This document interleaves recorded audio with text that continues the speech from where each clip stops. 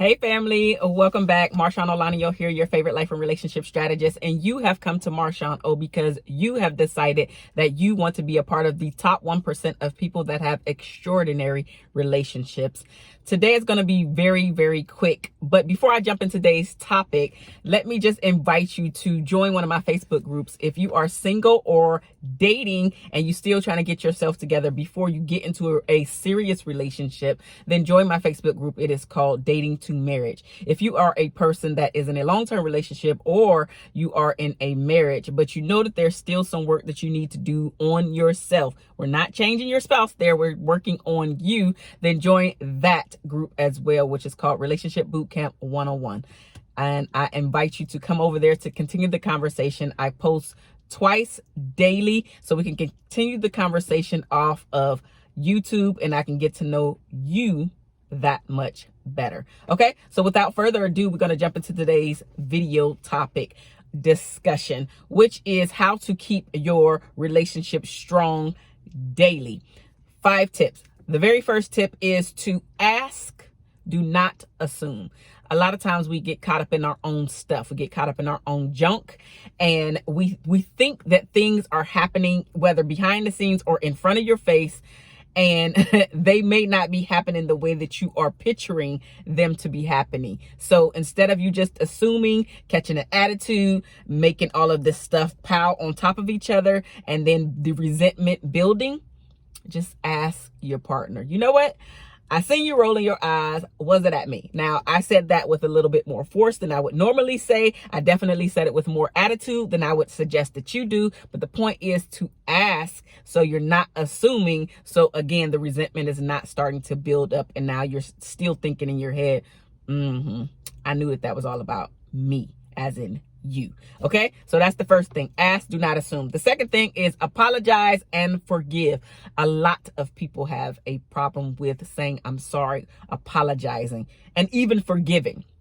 We have this tendency to say I'm sorry. We have this tendency to say I'm sorry, but then we don't mean it. And what I mean by you not meaning it is because you have not really forgiven your spouse in this particular instance, so you can move forward. So you're not harboring any of the resentment. So you're not sitting there stuck and then looking upside his head or upside her head because you really did not move on from the situation or the scenario, the thing that you said that you're sorry for, or that your partner said that they're sorry for, and now you didn't really move on from it, even though the words that came out of your mouth was, it's okay, it doesn't bother me, it's fine, etc. When you apologize, when you say I'm sorry, you're the person who's taking responsibility for your actions. You cannot take responsibility for whatever your spouse does, nor what your spouse says. You can only control yourself. So even if your spouse is giving you all of this lip per se, giving you all of this attitude, you do not have to respond in kind. You don't. You don't. You control you. And that is what everybody that's in these extraordinary relationships do. They take responsibility for the part that they played in it. And they also want to make and create the relationship to be one that is beautiful. One that is taking away the pride and the ego. And they're like, you know what? I messed that up. Baby, I'm sorry. I did that. I'm gonna do better next time, but guess what? Here is my solution as well. So when you forgive somebody, or when your partner says that they have forgiven you, then you also have to let go of that I'm sorry. When somebody has said I'm sorry to you, when they apologize to you, you also have to forgive them for that. And you're not stacking these things up. And then later on, all of this stuff blows out of proportion. And then your spouse is looking like, what the heck is going on? Like, what did I do? I just said I didn't want to go to dinner tonight, and all of a sudden I got a whole big scenario. It's all blown out of proportion. That happens because you are holding on to a lot of pain, a lot of resentment, instead of addressing these things as soon as they occur or shortly after. The third thing is to love with intention. Love with intention. Like literally my word of this year is to be intentional. So I guess that's a phrase. The point is, whatever I'm doing in my life this year, I'm being super intentional about it.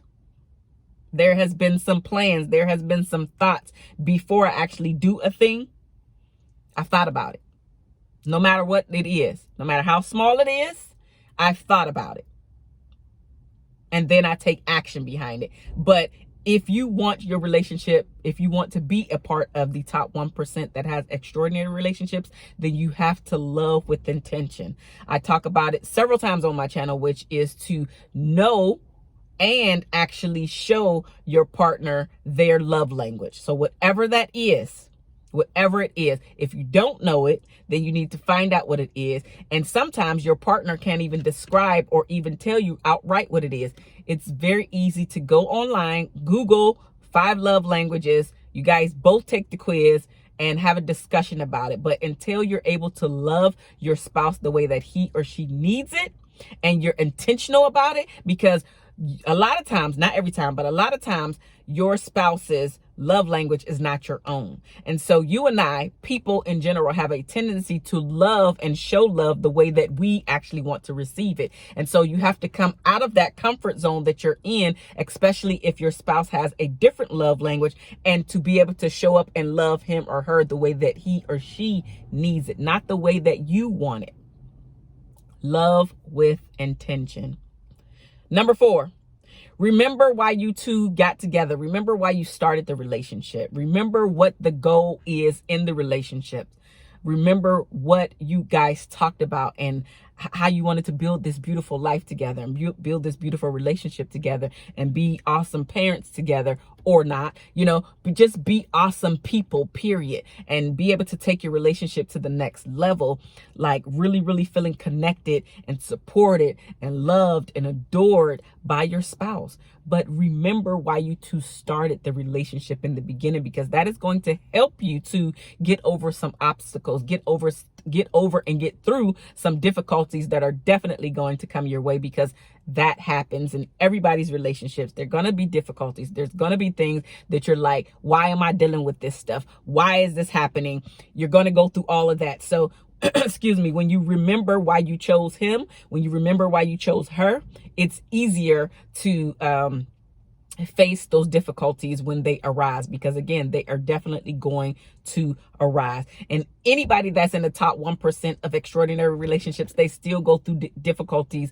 They just know how to manage them and nip it in the bud a lot faster, because they have built that muscle. Your relationship, the creating, the building that I speak about, is the muscle. It's the core of what you're actually building. It's a part of the foundation of what you're building in your relationship. Number 5, keep laughing, y'all. Daily. Yes, all of this stuff is daily. Love with intention daily. Laugh daily. Remember why you started daily. Apologize and forgive. That one might not be a daily thing, but you get my drift. If you need to, then you probably need to stop this video. Go apologize. Have that tough conversation that I always talk about. And then ask, do not assume. These are definitely things that the top 1% of people that have extraordinary relationships do all the time. Like, it's so ingrained in them at this point, it doesn't even take them a lot of effort or a lot of energy to just say, hey, let me go and fix X, Y, and Z, because they want the relationship to thrive. And not only do they want their relationship to thrive, they want their relationship to thrive with the partner that they chose to build and create this life with, to go through this life journey with. So it doesn't even become an ego thing. It's not even about a pride thing at that point. It's just like, you know what? This is stupid. I don't want all of this negative energy, and I don't want to be in a negative environment. I don't want my children to be exposed to all of that. I want them to see what a healthy relationship actually looks like. But not only that, I feel happier when I do it. My spouse is happier when I do it. We are a better cohesive team when we both say pride, ego. All right, babe, what's actually happening? Let's talk this out. Be intentional. Be intentional. Love on purpose. Apologize and forgive if you need to. Ask, do not assume. And most of all, keep laughing, y'all. Just like that, a heartfelt laugh. I love you guys, and there's nothing that you can do about it. If you made it this far, give me a thumbs up. I'll see you guys in the next video. 2 finger salute, y'all.